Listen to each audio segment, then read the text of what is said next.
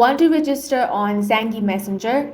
In this video, I will guide you step by step on how you can create an account on Zangi app. The first thing you want to do is open up Play Store, search for Zangi and have this application installed on your device.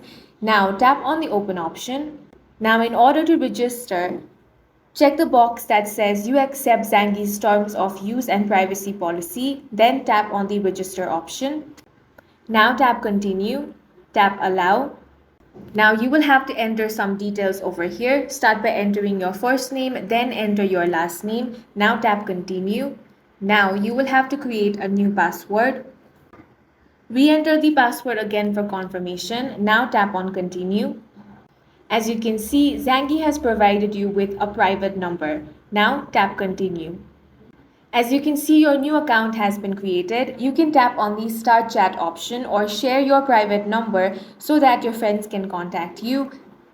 And in this way, you can easily create an account on Zangi app. And that's it for this video. If you found it useful, make sure to hit the like button and subscribe for more videos like this.